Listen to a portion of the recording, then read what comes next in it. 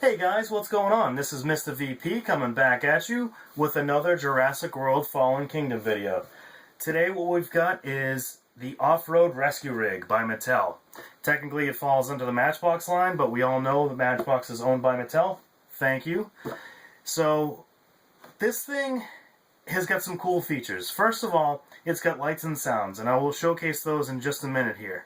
The other thing that it's got is in the back here of this open box, you've got this containment unit for various dinosaurs that I will also show in a little bit. So the lights and sounds are activated by this button here on the cab, and on the box here it shows, for you to try me. We won't be doing that just yet because the sounds are pretty loud. And on the front right of the box, it shows that it transports dinosaurs in the back. Now we'll just go really quickly through the packaging. You got Mount Cybele once again in the background. Really cool. I really like the way that brings out the packaging, especially this one where the truck is kind of simple looking. It's gray and other gray and another gray and a little bit of beige and tan or whatever. But there's really not a whole lot of features jumping out. So it's cool to have that packaging. It kind of brings it to life. Also, of course, you've got Owen Grady, not Chris Pratt, because he's Owen Grady, and Blue the Raptor, not Owen the Raptor, in case any of you have seen my most recent video. And then you've got, in a few different languages here, the description, which is Off-Road Rescue Rig. You've got the Jurassic World Fallen Kingdom logo in the background, also the Matchbox logo in the top right, and again, that Try Me little picture there that shows when you press the button, it makes a couple different noises and lights up the front there. So, bottom of the box, that easy open, tab there to make it easier to pull this thing out, and then some boring information nobody cares about. Side of the box, the Jurassic World logo once again. Other side, same thing. Back of the box. So, really cool illustration here of this thing fully, going. It's got the lights on, it's got Blue the Raptor in the back, telling you how it transports dinosaurs. It works with figures, which once again, I'm really happy that Mattel has chosen to make pretty much all of their vehicles be able to have figures in them. Like, that's a huge win right there. I know in the past, other companies have tried to do that, but Mattel has done it better than anyone else. Also, in the bottom left corner here, you see a picture of that deep dive submarine, which I have done a video of, and you guys should definitely check that out, because I do put it to the test. I do submerge that guy, and it works out really well. So, right here, it says to press the button, and if you press it, the truck makes noises and the lights go on. But if you press and hold it, it actually makes dinosaur roar sounds. And I've tested it so far a couple times, and it just seems to be preloaded with the Tyrannosaurus Rex. I'm not sure if I press it like 700 more times if there'll be a different dinosaur on there, but so far it's just the T-Rex's roar, which is kind of interesting. And so yeah, that's pretty much it for the box. Why don't we get this sucker opened? So this one should be pretty easy. We're just going to push in this tab here, and then peel back the rest of it, and pull out the instructions and save those for later, not just disregard them like I've done in the past and miss really important details. And I'm just going to open this up for a better view here. So it's got these awesome twist and pull tabs. I really like that they've done this instead of going with traditional screws, because that's what a lot of toys come with, is screws, and you have to get out a screwdriver. With these, you just twist them and pop them out, and that's it. Twist them, and of course there's always one that's a little bit harder, and pull that out, and that is it. And it's got these little, like, I don't know what you want to call them, they're almost like when you order a pizza, and they put a little pizza box or a pizza tray thing in the middle to keep the box from falling down on the pizza. These little guys, little triangles, they're in there to, I guess, hold the truck in place. But we're all set with the packaging. So, there's one other thing here. There's another one of those triangles. And also, there are a couple, or at least one, clear plastic ties that go around here to hold the doors closed and also hold the wheels locked. So that little guy, we'll throw that away. Okay.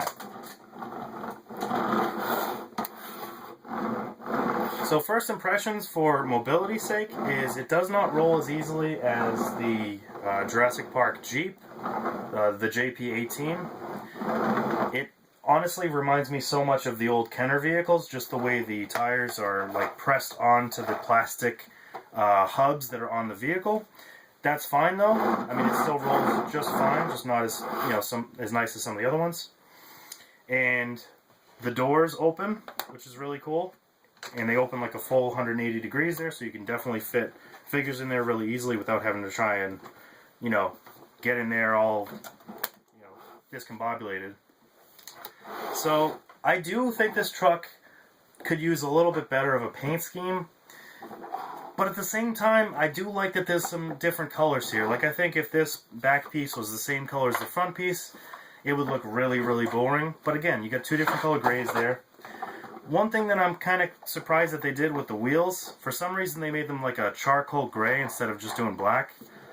But, it kind of fits with this model. It kind of has like that subdued gray look, which is fine. You also have the Jurassic World logo on the door, which looks really cool. You've got a Pteranodon up there with also the number 21. And you've got some fuel tanks here. These are just molded plastic. And you got some mud flaps on the back, some painted lights. And some other contraptions on this side here, probably to control this, like in the movie. And underneath, just so you guys can see, there is a switch here, which I did not know. That's really cool. So, yeah, I like that. So, my overall impressions is I really like this truck. It's not as elaborate as some of the other vehicles, and it definitely doesn't jump out at you. But I feel like it definitely holds a certain spot on your shelves or in your hands playing with it. So let's test out a couple of the features. So first of all, I want to show you guys just how nicely these figures fit in the front here in this cab. So we've got our friend Mr. Owen Grady, and as long as the legs are bent the right way, he should just sit right in there just fine. Okay, oh there we go. Close that side up. And his partner for today is going to be Dr. Ellie Sattler.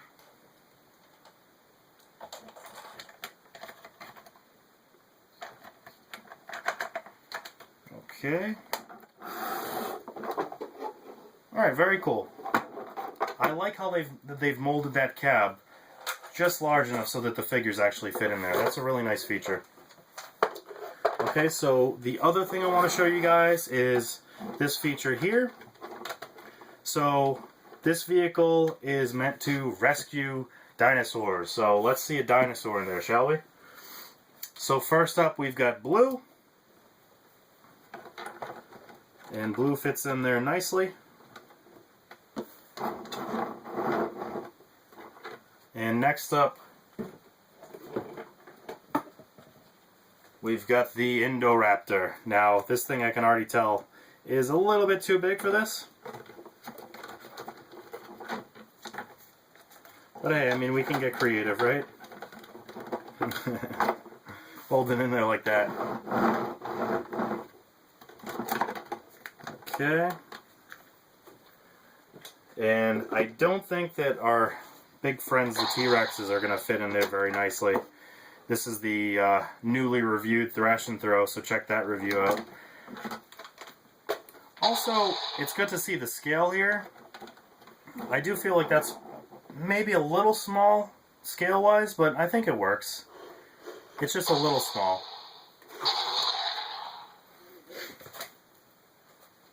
Okay. And next I want to show you the difference between this off-road rescue rig and some of the other vehicles. So first up, we've got the Jaypee 18 Jeep Wrangler with the working winch. Now this is what I was talking about earlier, where it rolls really nicely versus the off-road rescue rig, which is clunky. It doesn't have as good, it has more rolling resistance, let's put it that way. But they definitely scale really well together, so that's nice to see. And even, hey, if you want to transport your Jeep, you can, I guess, put it on there if you want.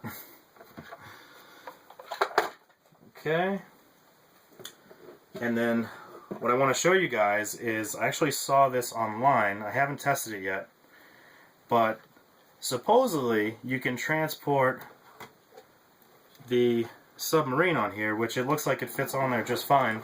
I'm not sure if I'm supposed to click it in. I don't see anything that I can use to click that in, but it fits on there. So that's cool if you want to transport your submarine.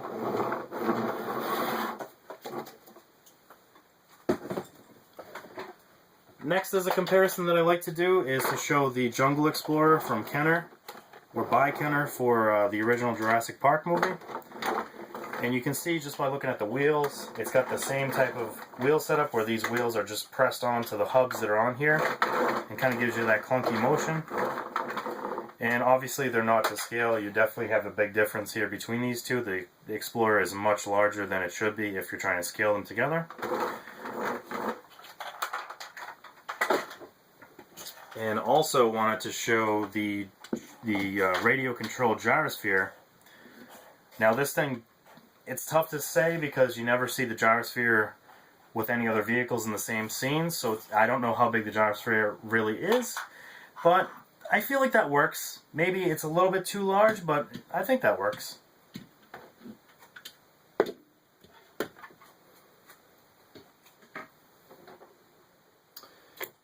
And last but definitely not least, this is the Gyrosphere Blast Vehicle. Now, this thing, I know that in real life, the truck that this is based on is really large, but even still, I feel like those are not to scale whatsoever. I feel like this is like a good 50% larger than that one, whereas in real life you'd see, you know, them be really close to the same level. But again, that's fine. And for those of you that are curious, no, I did not fix this front end that was popping open on me all the time. I just put a piece of tape in there, and that's what I do to display it. I don't want to mess with it, so that was kind of getting annoying where it was just continuously flopping open. These roll about the same too, so you're definitely getting consistent R&D from Mattel and Matchbox, which is nice. So that is pretty much it, guys. What do you think? Is this something that belongs on your shelves if you're a collector, or if you're a kid, are you going to want to play with this? I think either way, it's definitely worth having. Again, it doesn't have all the, you know, bright, you know, shiny details. It's really not, you know, like this thing really jumps out to me. You know, you got the yellow detail on there, the red, the orange button, and really like bright bluish gray. And, you know, like I said, this thing it's kind of subdued. Alright, so last thing I want to show you guys are the lights and sounds features. So, again, if you press the button, well, first of all, it needs to be on, which we turned it off. So if you press the button, it's going to start the engine and turn on the lights. And it's cool how they've gone ahead and put an engine sound in there. That's really cool. And they've used LED lights, which they've made flicker, which, again, it's a cool little concept.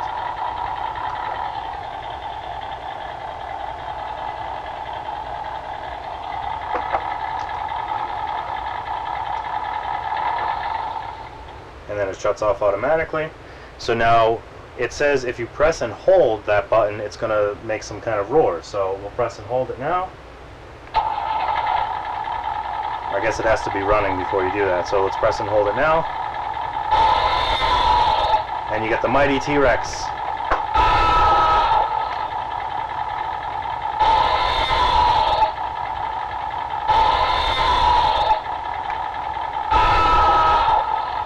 So again, that's just, it seems to be just the assorted roars of the Tyrannosaurus Rex, which is fine.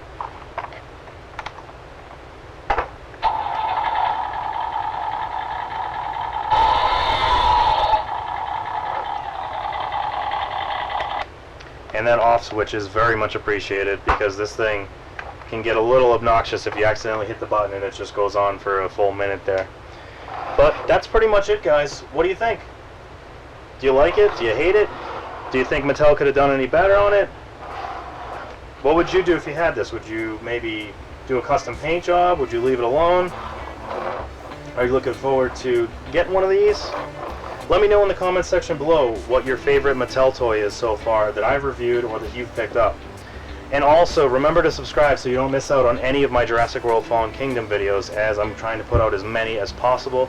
I am really enjoying doing this. I'm really enjoying showing these off to you guys and kind of going into details about them. And so yeah, that's pretty much it. Remember to like the video and leave some feedback. I love reading comments, and I love replying to comments. It's one of my favorite things to do. And with that being said, guys, I hope you have a great day, and I will see you in the next video. Thank you.